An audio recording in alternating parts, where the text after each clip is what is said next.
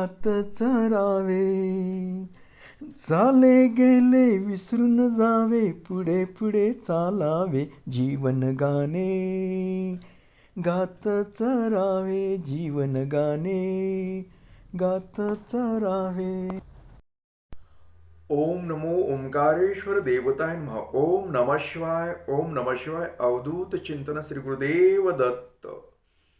मंडळी, आपण ऐकत आहात संघर्ष जीवनाचा मार्ग शिवभक्तीचा, हे माझं आत्मकथन.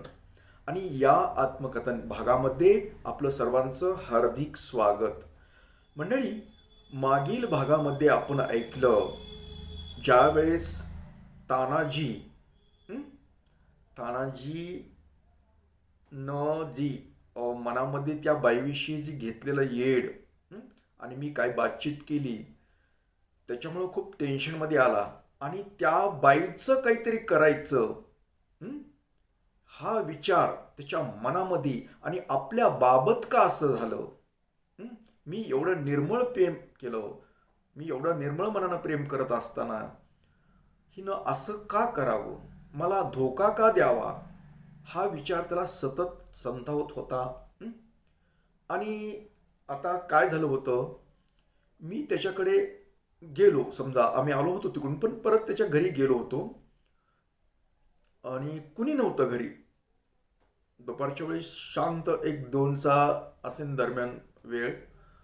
तर तो आपला त्याच्याकडे ते वाद्य बरेच होते, हलकी, ती काय हलकी वगैरे, अजून पुन्हा ते तिंबडी, आणि एक भोपळ्याचं वाद्य, एक तारेसारखं, असं म्हणजे वाद्य वाजवण्याचा नाद होता त्याला. आणि शांत आपलं चाललं होतं त्याचं, आणि मी अचानक आपलं मस्त आपलं चाललं होतं त्याचं, गाण्यात गुणगुणत होतं त्याचं ते, म्हणजे एक ते पिंजरा चित्रपटातलं गाणं आहे एक,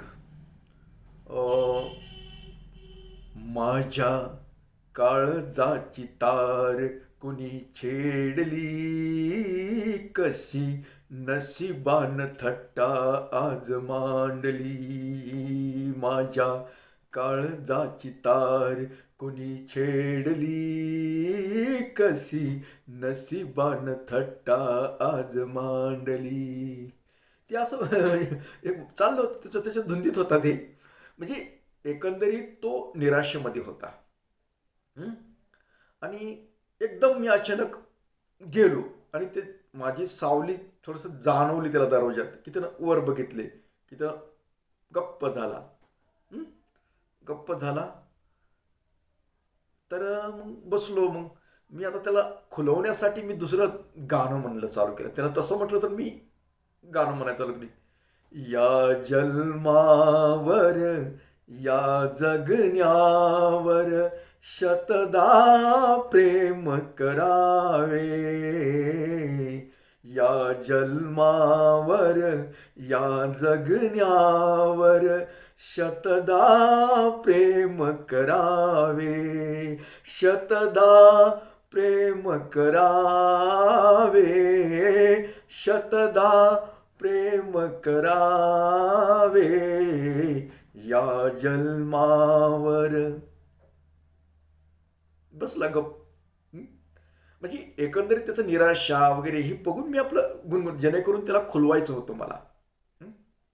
मग काय चाललं तानाजी, काय नाही, असं केलं नसतं. बस मग लगेच त्यानं गोदर टाकलं, बसलो. तिथं मस्त वाटायचं, त्याच्या घरामध्ये एकदम शांत असायचं, सारवलेली जागा वगैरे, आणि मला खूप करमायचं त्याच्या घरामध्ये.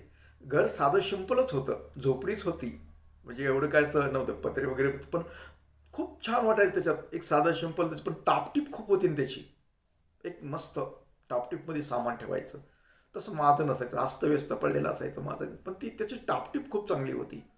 आता मी त्याच्याकडे गेलो होतो कशासाठी, की आता एक निरोप आलेला आहे मला, म्हणजे पाहुण्याचा, हे सांगण्यासाठी की आपल्याला मुलगी बघायला जायचंय, कधी जायचं, यासाठी मी त्याच्याकडे गेलो होतो. पण त्याचं ते अवतार बघून, त्याचे ते विचार बघून, गाणं वगैरे म्हणून मी थोडंसं शांत बसलो आणि म्हणलं बघूया, विषय काढूया हळूच. मग चालू केलं.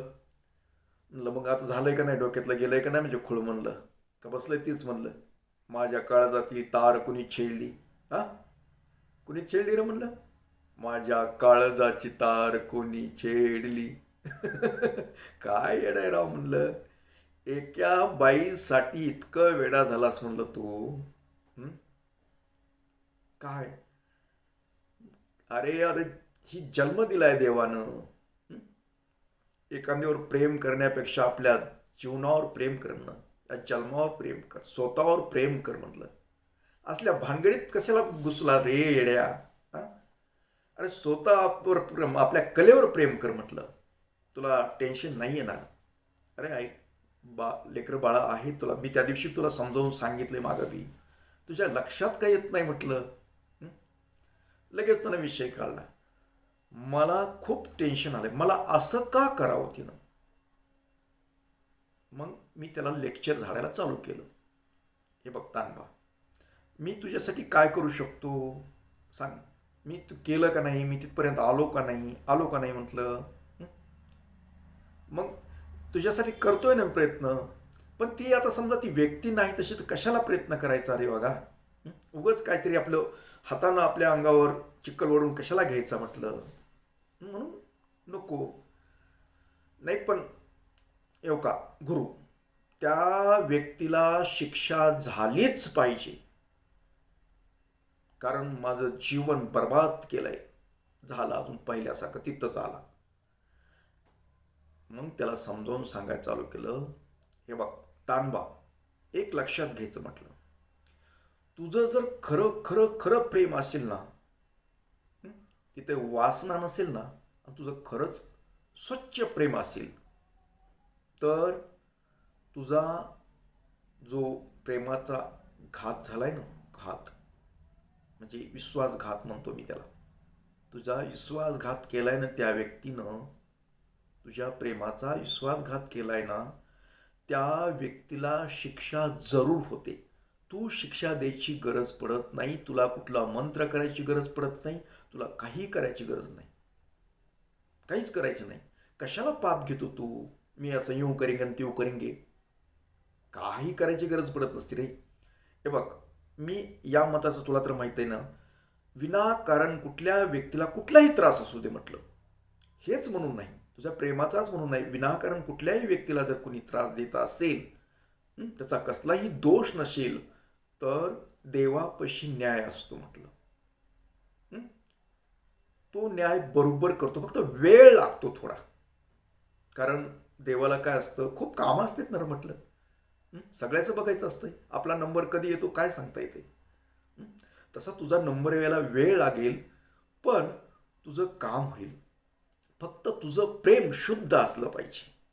तुझं प्रेम जर शुद्ध असेल, निर्मळ असेल, गंगेसारखं, तर तुला न्याय नक्कीच भेटेल म्हटलं. लगेच भुसके म्हणला, कवा भेटायचा, मी मेल्यावर का? अरे येड्या म्हटलं, मर कुठं म्हटलं तर भेटत असं थोडं दम काढणं म्हटलं, जरा दम काढणं. आपल्याच्यानं दम निघत नाही, दम काढावं लागतं. काही गोष्टी चांगल्या होण्यासाठी थोडा वेळ लागतो. तुझ्या मनासारखी गोष्ट होईल, काळजी करू नकोस तू. मी म्हटलं तुला, तुझं प्रेम शुद्ध असेल तर तुला नक्कीच न्याय भेटेल. कारण न्याय कसा भेटेल, जर तुला विनाकारण त्रास दिला त्या व्यक्तीनं, तुझ्या जीवाशी खेळली, जर खेळली, तर तिला पश्चाताप होईल. आणि तू म्हणतो ना, तिचं जीवन उद्ध्वस्त होऊ शकतो. कारण कुणीही व्यक्ती कुणाच्या जीवाशी जर खेळत असेल, तर तिला नक्कीच त्रास होतो. कारण ही जी तिची सवय असते, ही तिला घातक ठरते तिच्या जीवनामध्ये. आज जरी तिच्याकडे सौंदर्य असेल, काही असेल, त्याच्या जोरावरती लोकांना घुमवत असेल म्हटलं, काही करत असेल, परंतु सौंदर्य काही दिवसाचं असतं. पैलवान किती दिवस कुस्ती खेळतो, जवळ त्याच्यात तारुण्य, मसमसल्या रक्त आहे, जरा सळसळतं रक्त, त्यावेळेसच तो पैलवानकी करू शकतो. एकदा जरा थोडंसं लागलं ना उतार वय, की पडतो, बदाबद पडतो म्हणलं खाली, आणि शेवटी काहीच राहत नसतं म्हणलं. त्याच्यामुळे काही सर्व गोष्टीला काही मर्यादा असते म्हटलं. हे तारुण्य, कुणी जर तारुण्याच्या जीवावर, सौंदर्याच्या जीवावर कुणाला तुच्छ लेखित असेल, त्याला घमेंड आले असेल कोण्या व्यक्तीला, कोणती बी असेल म्हटलं, कुणाला सौंदर्याची घमेंड असते, कुणाला श्रीमंतीची घमेंड असते, कुणाला कशाची घमेंड असते म्हटलं. ही घमेंड लई दिवसाच्या नसतात म्हटलं. घमेंड कशाचीच करू नये. एका चढीत एक सुंदर व्यक्ती असतात म्हटलं, एका चढीत एक पैशावाले असतात. आणि हे घमेंड ही कधी बी घातक ठरते म्हटलं तानाजी. तशी तिला जर घमेंड आली असेल सौंदर्याची, आणि समजा तिला काही गोष्टीसाठी पुरुषांना आकर्षित करीत असेल, काही पैशासाठी हो कशासाठी हो, आणि आकर्षित करून तिचं बिझनेस करत असेल, परंतु तुला जर धोका दिला असेल, तुला जर वचन दिलं असेल तिनं खरं, की मी तुला जन्मभर साथ देईन, जन्मभर आपण असं राहू वगैरे वगैरे, अशा काही गोष्टी जर झाल्या असतील तुमच्या खऱ्या खऱ्या, आणि खऱ्या जर झाल्या असेल, त्या बोलण्यावर तू जर भाळला असतील आणि मनापासून तिच्यावर जर जीव लावला असेल, प्रेम केलं असेल, आणि तिनं जर दगा दिलेला असेल हे असा, तर 100% तुझं काम होतं. एक निसर्ग नियम आहे म्हटलं, देवाचा एक नियम आहे. तर त्या नियमाप्रमाणे तू बसत जर असशील ना, तर तुला न्याय नक्की मिळतो. तू काळजी करू नकोस म्हटलं. आणि तुला शिक्षा करण्याचा काही अधिकार नाही म्हटलं. ती तिच्या पद्धतीनं ती जीवन जगते म्हटलं, जगू दे. आणि ज्यावेळेस तुझा प्रेमाचा खरंच परिणाम होऊ शकतो, तुझं निर्मळ प्रेम असेल तर, तुझ्या मागं कुठलाही उद्देश नसेल, तू निर्मळ प्रेम केलं ना, नक्कीच ती एका दिवशी उद्ध्वस्त होईल. एड्यावनी फिरण म्हटलं, एड्यावनी लोक दगड मारतील, एवढी अवस्था होऊ शकते म्हटलं. प्रेमामध्ये तेवढी ताकद आहे. एखाद्याचं मन दुखावलं, एखाद्याचा तळतळाट घेतला, तर अशा गोष्टी होतात. थोडक्यात तुझा तळतळाटच आहे ना, तुझं मन जर दुखवलं म्हणतो ना तू, आणि जी सत्यता असेल त्याच्यामध्ये, तर नक्कीच तिला शिक्षा ती होणार आहे म्हटलं. त्याच्यामुळे तू शिक्षा काही देऊ नको, तू कुठला तोडगा करू नको, काही करू नको, मलाही सांगू नको तिच्यासाठी काहीतरी करा, तिचं उद्ध्वस्त होण्यासाठी. ह्या असल्या भानगडी मी करत नाही. काय माझं काम आहे तुला माहिती आहे ना, मी काय करतो, होता येईल तेवढं दुसऱ्याचं चांगलं करायचं आहे. माहीत आपल्याला चांगली गोष्ट चांगलं करण्याचा प्रयत्न करायचा, हे माझं तत्व आहे म्हटलं. मी असे वाईट कामं कुणाला विनाकारण त्रास व्हावा म्हणून काही करणं, तोडगे वगैरे असल्या भानगडीत पडत बी नाही. तुझा जर विचार तसा असेल ना, तिनं मला त्रास द्या, तुम्ही काहीतरी करा, तिला उद्ध्वस्त करा, अजिबात नाही, तसलं नाही करत. मी देवावर सोडून देत असतो. जर सत्य असेल तर ते होतं म्हटलं. मी देवाला फक्त कल्पना देऊ शकतो की देवा याचा न्याय कर, शंभू याचा न्याय कर, कुठल्याही व्यक्तीबद्दल काही असेल तर. आपल्याला तो अधिकार नाही, कुणाला शिक्षा देण्याचा अधिकार आपल्याला नसतो. कारण देवाकडून काही आपले समजा आपले काही गुन्हे असतात, आपलं पूर्व कर्म असतं म्हटलं, आपले काही दोष असतात, पूर्वीकर्मी काही आपण कुणाला काही फसवलेलं असू शकतं. अगर तू कुणाचा प्रेमभंग केलेला असेल, कुणाचं काहीतरी केलं असतील, म्हणून तुला हे सध्या तू आली असेल वेळ, असं समजायचं. जर तुझं सत्यच असेल, तसं काहीच नसेल, तर नक्कीच त्या समोरच्या व्यक्तीला त्रास होणार म्हणजे होणार. समजत आहे ना मी बोललेलं तुला? मग तर थोडंसं शांत झाला, थोडंसं दिमाग, म्हणजे मी खूप वेळ बोललो त्याला, अशा माहिती खूप खूप सांगितलं, खूप लेक्चर झालं त्याच्या पुढे, समजावून दिलं. आणि आता हे बघ, आता हे झालं तुझं म्हणलं नाटक, सगळे गोष्टी खऱ्यात पटलं, पण थोडं शांत राहा, स्वतःला जरा आवर, सगळं तिकडं लक्ष देऊ नको. अरे तू उलट सांगायला पाहिजे, एक अनुभवी माणूस म्हणलं, तुझ्यासारख्या माणसानं, कलाकार माणसानं अशा एखाद्या बाईच्या नादी लागून स्वतःचं जीवन उद्ध्वस्त करून घेणं, हे काही ठीक नाही म्हटलं. असू दे ना, जेवढं तुला प्रेम भेटलं तेवढ्या समाधान का मानत नाहीस तू? तेवढंच होतं म्हणायचं, आता नाही आपलं. ह्या तू एकटाच नाही, जगामध्ये खूप लोक आहेत हे असं अर्धवट झालेलं. अर्धवट प्रेमावाली खूप आहेत लोक.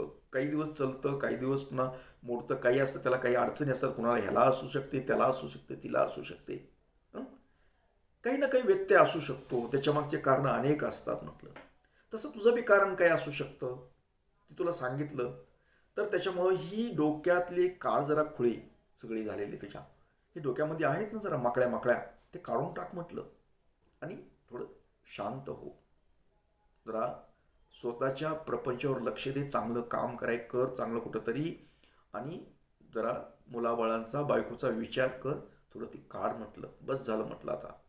हां, तिला शिक्षा भेटून जाईल म्हटलं ना. तुला तुझी इच्छा काय आहे की तुला तिनं फसवलं, तुझा विश्वासघात केला, ह्या गोष्टी झाल्यात ना, तर तिला तिची शिक्षा मिळणार आहे, काळजी करू नको.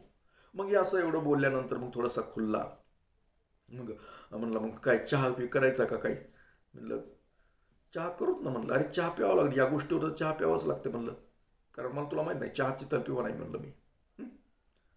म्हणलं म्हणलं दूध आपण कसं वर पत्ते टाक थोडीशी, साखर टाक, उदी म्हणलं एकदा. मग ते चहा त्या चुलीत काटक्या घालीत घालीत आपलं आमचं बोलणं इकडलं तिकडलं. म्हणलं मी आलतो तुझ्याकडे एका कामाला म्हणलं. म्हणलं काय. म्हणलं आपल्याला मुलगी बघायला जायची तानाची. कुठं. म्हणलं कुठं म्हणजे कधी जायचं. म्हणलं कधी बी ना, 1-2 दिवसात जाऊ म्हटलं. कुठं जायचं नेमकं. म्हणलं टाकळीला जायचं म्हटलं. बर बर.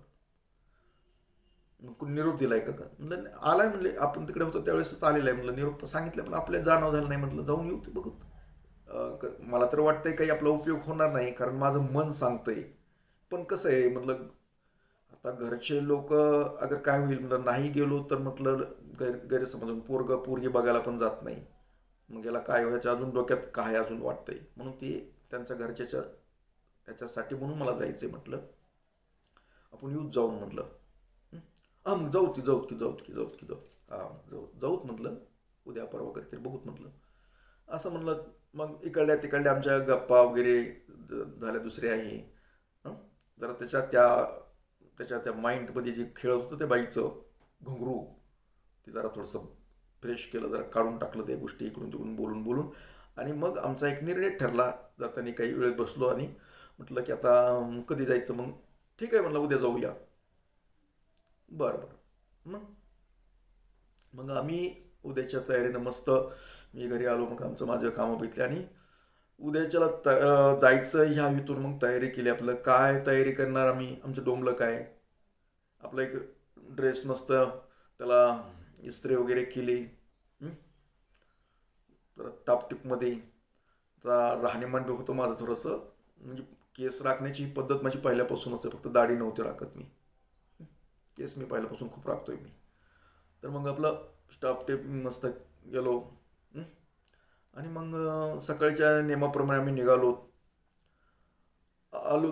आणि आता मग इकडल्या तिकडल्या बाता मारीत मारीत आता त्यावेळेस काय आमच्याकडे गाड्या मोटरसायकल वगैरे असला काय प्रकार नव्हता. मग ते एस टी जात होते. केजवरून आम्ही एस टीनं गेलो. आणि मग त्या अगोदर निरोप दिला, बाहेरून सांगितलं. तेव्हा का फोन वगैरे काही असल्या प्रकार नव्हता. मग अचानक आम्ही सांगितलं की आलं. मग त्या रीतिरिवाजाप्रमाणे त्या पाहुण्यांनी अचानक गेल्यामुळं कुठलेच त्यांना माहीत नव्हतं काय येणार जाणार, काय निरोप नाही तसा दिलेला, काय नुसतं असंच सांगितलं एक जण गावातलेच की मग त्यांची गडबड चालू. मग आम्ही गेलो. आता तानाजीला वाट्याने बोलताना बऱ्याच गोष्टी सांगितलं होतं. म्हणलं हे बघ तानाजी, आपल्याला काय पाहिजे तुला तर माहित आहे. मुलगी लई सुंदर नसली, गोरी गुमटी नसली तरी काळी सवळबी असू दे म्हटलं, काय अडचण नाही. फक्त नाकाडोळ्यात नीटास असावी. आणि सगळ्यात गोष्ट म्हणजे तिला चांगल्या प्रकारे लिहिता वाचता तरी आलं पाहिजे म्हटलं. शिक्षण नसलं लई पुढे तरी म्हणजे आपला नेम काय, कारण आपल्याला गरज आहे त्याची म्हटलं. कारण त्या काळात एवढं काही शिकण्याच्या जास्त काही भानगडीत खेड्यातल्या वगैरे नव्हतं, तर खेळ होतं ते. तरी म्हणलं बऱ्याच जण असे कॉप्या करून पास होणारे असतात ना, त्याच्यामुळं म्हणलं थोडंसं असावी शिकलेली थोडी तरी. ह्या गोष्टी तू विचार, मी जरी नाही बोललो तर तू म्हणजे तू बोल म्हणलं काही मधी. आणि बाकीचं मला एकदम ठळकीने अशी उंची बघायला येणार नाही कुठं काही, तर तू जरा नीट बघ म्हणलं उंची बिंची, कारण म्हणते पोरगं लई टकाटका बघायला असं होईल म्हणलं. जरा मानाप्रमाणे राहू दे म्हणलं. अजून वाटाने सगळ्या आमच्या गोष्टी झाल्या होत्या. गेलात किती जरा अगोदरच नकल्या माणूस. आला की म्हणे गेला, गुरु जा जा. बसला. आता मी म्हणलं बस तू पुढे. आम्ही दोघंच गेलेलो, आम्हाला तिसरा कोणी नव्हता. बसलं की मग आली ती मुलगी आली. आता ती मुलगी मी आपल्या असं कान्या डोळ्यानं, म्हणजे चष्मा नव्हता बरं का त्यावेळेस. ती तिने काय केलं, घरात लाईट होते की त्या काळात, आता खेड्यामध्ये लाईट होती की नव्हतं, आम्ही दिवसाच गेलेलो होतो, पण ती लाईट म्हणजे थोडी मधल्या खोलीत असल्यामुळे काही थोडंसं म्हणजे उजाडत नव्हती तेवढी काही. ते बसलं तानाची मी पाठीमागून असं थोडंसं क्रॉसमध्ये बसलेलो होतो. ते मग अशी इथवर घेऊन आलेली आपले पदर साड्या घालून. आता त्याचं डोंबलं बघायचं का, हे असं एवढं बघू आली मुलगी. ती वाकली. मी आता म्हणलं दरवाज्यात तुम्हाला कसं उंची उंची कशाकडे असं क्रॉस कान्या डोळ्यानं बघत राहिलो. बर, हिनं सगळं तोंडच झाकून घेतलंय पत्रात, काय बघायचं म्हणलं की अशी करून बसली पुढी, अशी इतकं पुढी गेलो. मी तानाजीला मागून असं कमरेला असं बोटाने डोचला. त्यानं मागं बघितलं, असं केलं. म्हणलं वरी ढकल म्हणावं तिला. असं येते हो आता.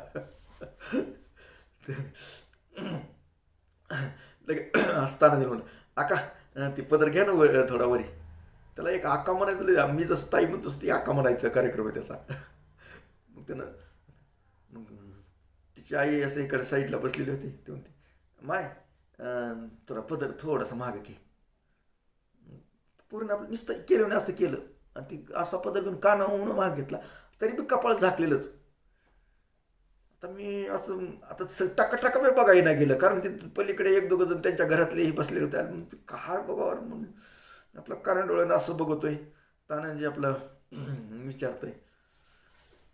तानाजीला अजून एकदा डोचलं, म्हणलं पदर असं केलं असं केलं. मग आका जरा पदर महाग घ्या ना, गुरुला बघायचंय.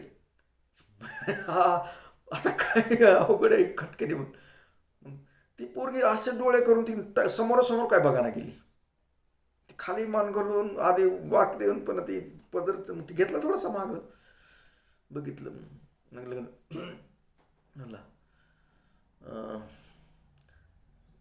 नाव सांगा तुमचं. काय तिनं नाव मला सांग, काय आठवण येत नाही तेवढं. किती नाव सांगितलं. बर, भाऊ किती इथं, बहिणी, हे असलं चालू केलं तुम्ही विचारायला. किती शिकलात तुम्ही. 7वी असं काहीतरी मी ऐकलं. 7वी म्हणलं की म्हणलं अजून डवचिलत कानाजीला असं केलं खुनविला असं हळू.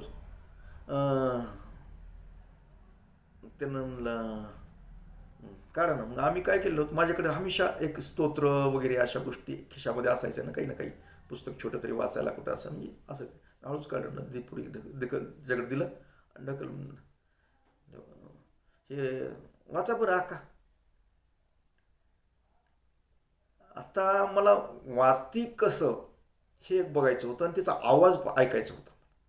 आमचा आवाजावर लय भर असायचा, कारण आम्ही रेडिओचे कलाकार, आणि आम्हाला आवाजाविषयी लय असायचं. कारण बोलती कसं हे असं, तर मग वाचण्यानं ते बोलण्याचा आवाज तरी कळेन. आता ती पोरगी खाली एकदा वरी अशी बघत, एकदा खाली बघत, वाचू का नको वाचू का नको, काय करू. वाचा वाचा काय नाही, वाचा वाचा वाचा की वाचा की. ती काय वाचायला तयार होईना गेली. मी वाचता येत नाही काय म्हणलं. मीच होऊन असं बोललो की तिनं टाकटीने वरी बघितलं. बघितलं की म्हणलं बघितलं म्हणलं का अवघड दिसतं ही कार्यक्रम काही. ती कसं तरी वाचण्यात थोडंसं प्रमाण राहू द्या म्हटलं. राहू दे बस. झालं की पुन्हा लगेच जेवा वगैरे असलं तसलं. म्हणलं नाही मी जेवण केलेलं आहे. म्हणलं आम्ही नको नको नाही काहीतरी खा. म्हणलं चहा घेऊत म्हणलं. मग चहा पण केलं. मग कधी कळवतात निरोप, तानाजीला त्या माणसानं विचारलं. मग आमच्याकडे तानाजीनं गुरुनं म्हणून बघितलं, असं केलं. म्हणलं सांगतो 2-4 दिवसानं, असं म्हणलं. बरं, चहा पाणी झालं. मग निघालात वाटाने. आले, बाहेर आले ते वाट लावायला. त्यांची उत्सुकता की काय म्हणजे पोराला पसंत पडली का नाही, काय झाले, काय सांगतेत, काय नाही काय नाही. मग मी आपलं चाललं की तानाजीला बोलायचा नाद लय होता, खूप बोलायचं. मग ती त्याला त्या तानाजीला मागं थांबवून घेतलं आणि केलं आणि म्हणले लवकर सांगा काय आहे ते तुमचा निरोप, असं तसं काहीतरी कुचकुच झालं. मी पुढे सरकवलं, म्हणलं त्याला काहीतरी बोलायचं आहे म्हणलं त्यांना.